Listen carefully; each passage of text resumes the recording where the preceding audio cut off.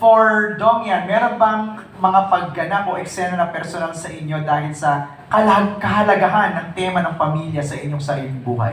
Napakalalim naman ito. Meron bang mga pagganap o eksena na personal sa inyo dahil sa kahalagahan ng tema ng pamilya sa inyong sariling buhay? Meron pagganap, baka may mga kaganapan siguro sa personal na buhay.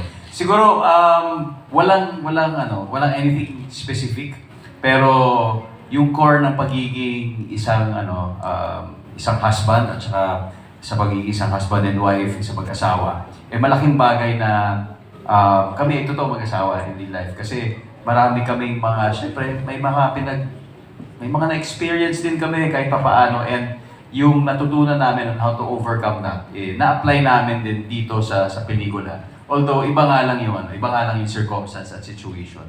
But definitely yes, may mga ilang eksena na nakaka-relate talaga kami.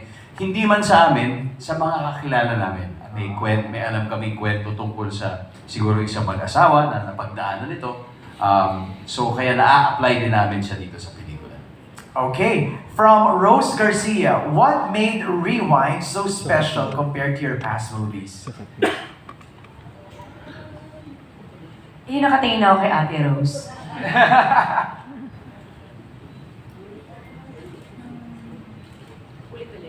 What made Rewind so special compared to your past movies? Kasi sa mga past movie na kasama ko si Dong, mag-boyfriend pa lang kami. Ito may asawa na. So iba siguro yung lalim ng relasyon at pag-deliver ng mga eksena, lalo na kung alam mo yung kinakailangan talaga na ganitong sitwasyon sa mag-asawa, sa ganito. Sabi ko nga, as an actor, pag may binigay sa yung eksena, pwede naman, gagawin mo. Pero iba pa rin kapag na-experience mo and then dinideliver mo. Tama. Dong, ikaw naman. Special siya para sa akin dahil sa mensaheng gusto iparating ng pelikula sa mga manonood. Special siya dahil sa mga nakasama ko in creating this, from Direk May to the creative team to my co-actors. Pero more importantly, special siya dahil kasama ko ang asawa ko sa pag-create at paglikha nitong kwentong ito. Siguro more than anything, kung ano man ang magiging response ng mga manonood, ang gusto ko talagang malaman kung naging best partner ba ako para kay Marian sa pelikula ito. Yun ang pinakamahalaga para sa akin. Mamaya ka sa akin, ha? Kikis lang. Kung meron akong gustong i-rewind, ito na yung sagot ko. Yung sa tanong mo kanina. Yung answer ko about the best actor, sucked. Ang gusto ko talaga lang ay maging best partner para kay Marian. So, uwi na kami, ha? Uwi na kami. Ngayon ka nag-rewind, Tignan, ngayon ka nag-rewind, Ni-rewind mo yun. Rose, yung ibang question mo na tanong na kanina. Okay. Mula kay Edrelyn Cabrera and Philippi Fan, is she here? Wala, basahin na lang natin. For Enrico Santos, sa pagsulat at direksyon ng Rewind, ano ang mga creative choices o elements sa script at direksyon na in-ensure ninyong magbibigay ng makabuluhang comeback experience para sa kanilang fans? So ano yung mga elements that you put in? Makaka-ensure ng memorable comeback. Memorable Pahirap na comeback. pahirap ang mga tanong. Pamya thesis na to. To be honest with you, I never thought of this as a comeback. I've always seen Dongyan and GMA, I've always enjoyed their work. So, actually, more than anything else, ang iniisip ko is, ano ang magte-test sa love nila? Ano ang mga eksena magcha-challenge kung gano'n nila kamahal ang isa't isa? And universally, ano ang magcha-challenge sa kahit sinong mag-asawa sa desisyon nilang gagawin para sa minamahal nila? And pag universal ang tanong mo at nabigyan mo yung kina Dongyan, alam mo magugustuhan din ang lahat ng fans nila. Thank you, Sir Enrico. From CJ Boado, or of CJ Says Vlog for Direct May, ano yung bago na meron sa Rewind na hindi mo pa nagawa from your past movies?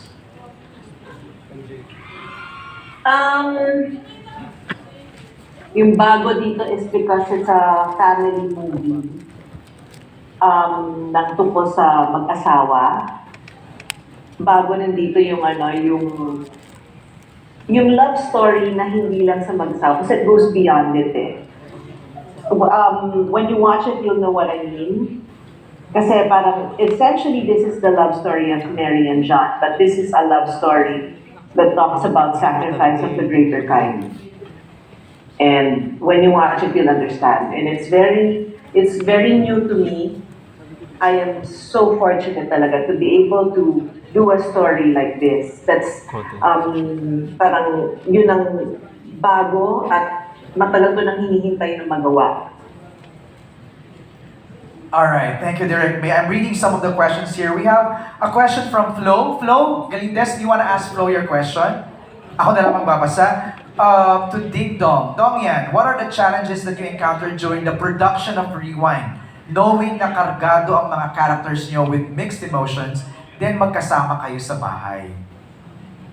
Our first challenge, of course, was kasi syempre, may tendency nga na maihambing mo sa totoong buhay. So, mabuti na lang, hindi naman wala talagang similarity doon. Pero syempre, yung pakiramdam, maaring oo.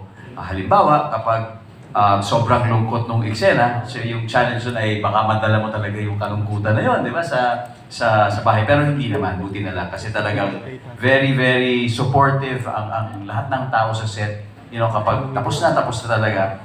And siguro more than yung mga ganong fears and challenges, mas marami kasi yung learnings na pwede naming bitbitin pa uwi.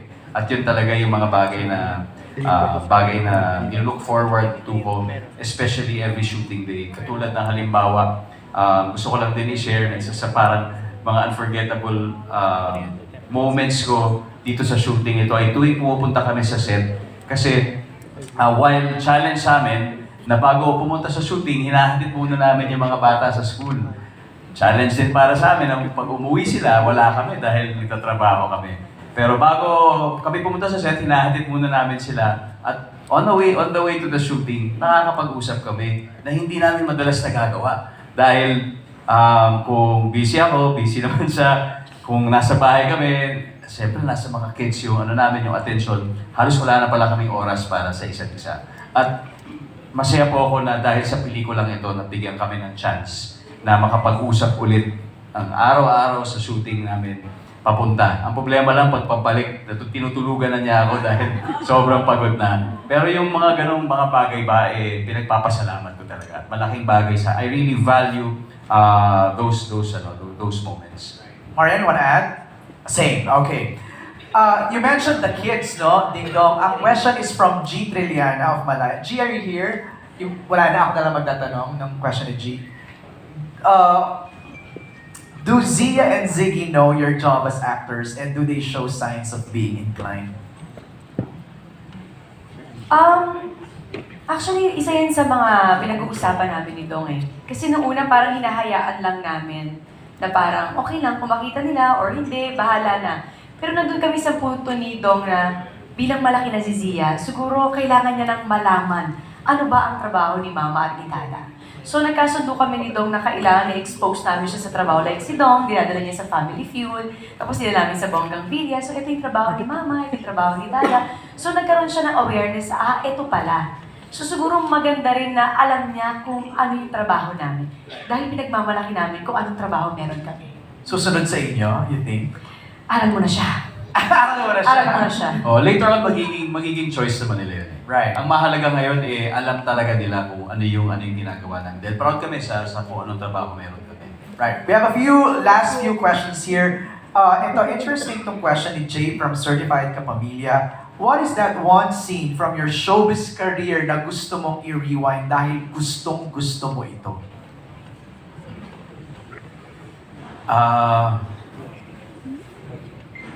Gusto ko yung gusto ko yung rewinding moment na nung siya si Jezebel. Bakit? Bakit? Kasi hindi pa ganyan ako, bakit yun? Wala, kasi okay ka ka-swimming eh. Basta yun na yun. Marian, gusto mo isabay tayong bakit? Bakit? Kaya nga, bakit? Ako na ba? Ako naman. Ang paratikang ng mga ito.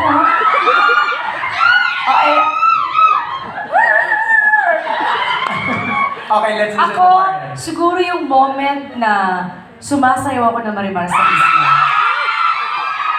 Bakit? Bakit?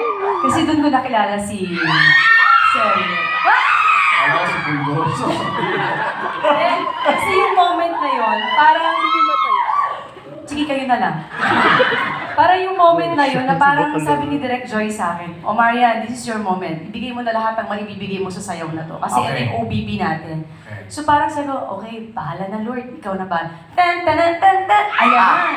So, naibigay ko naman ang gusto. Tapos sa bandang ganon, nung nandun na, nakita ko si Fredo. Sa isla na, lumangoy. Yun yung gusto mo, di ba? Jezabel, magkaiba ka. Okay. Para na kayo magduktong. Okay. Sino ba sa ako yan, yung sumasayaw ako sa isla? Right. Na may pulgoso ha. Iconic yun, di ba? Okay, down to our last question. Si Albert Abilido of Chickenesa Avenue ang magtatanong. Albert?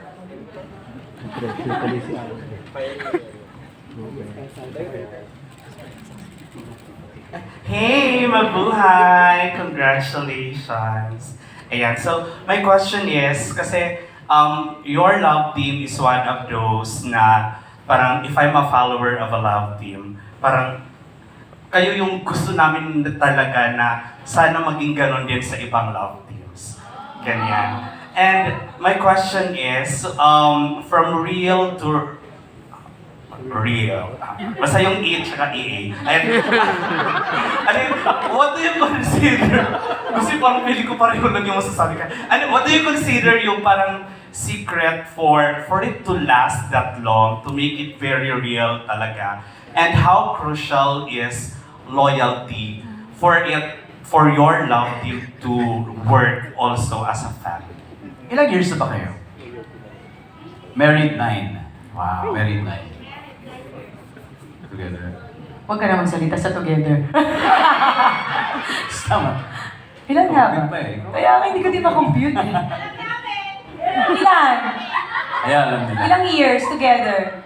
11? 11? 11. Okay. Buti pa kayo alam niyo. So, what is the secret to that longevity pagdating sa pagsasama? Okay, pagsasama professionally or pagsasama In real life, personal. Okay, sige. Okay. Well, sa aming professional relationship, malaking bagay na nag-umpisa kami ng medyo in our late 20s. Siya mid-20s, ako medyo late 20s. Kasi ibig sabihin, kahit papaano nakapag-mature na kami sa aming mga choices in terms of roles, in terms of everything, pananaw sa buhay. And nung nagsama kami, kumbaga medyo hinog na yung aming mga gusto sa buhay.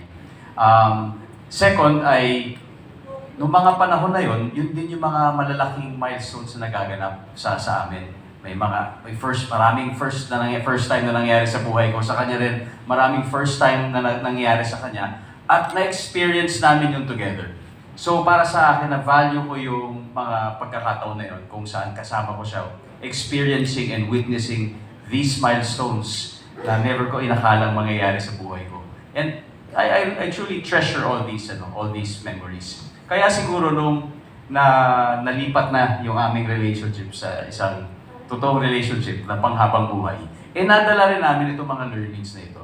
Yung learnings sa tungkol sa pagrespeto sa bawat isa, yung learning sa pagbibigay ng tunay na pagmamahal. Dahil na-apply din naman namin ito sa aming trabaho eh. And isang pinakamagandang nagagamit namin mula noon hanggang ngayon ay yung dynamics namin as partners. And parang hinahambing ko parati yan sa sayaw eh. Para ba siyang isang dance number parati na merong nag-give, may nagtitake, tapos with the harmony sumasayaw kayo smoothly na para bang natutunaw kayo together. And pati yun kasi na-experience namin even as co-workers. Nangyari sa amin yun at I think organically na-apply namin yun sa aming personal relationship. Hanggang ngayon bilang mag-asawa, ganun pa rin talaga. Thank you, Dong Marian. Parang nasabi niya na lahat. Pang Miss Universe. Nasabi na ni Dong lahat eh. Siguro idadagdag ko lang na malaking factor din na kahit mataas man o mababa, tagumpay man o hindi tagumpay, nandiyan kayo para sa isa't isa. Kung anong pagkukulang ng isa, pupunan mo. Hindi kasi parehas kailangan isa lang ang nasa pedestal. Kailangan dalawa kayong nagtutulungan para makamit yung pangarap nyo. At makakamit mo yung pangarap na yun kung nandiyan nga yung love, respect, give and take, at ang mahalaga yan, parehas kayo ng faith na isa lang yung alam yung patutunguhan nyo at alam namin dalawa na hindi kami magiging ganito katatag kung wala yung nasa taas. So palagi kami doon. No matter what happen, ano man mangyari sa buhay namin, ibigay man lahat ng biyaya sa amin, lahat yan ibabalik namin sa taas kasi lahat binigay niya sa amin. Thank you. Okay ka na, Albert?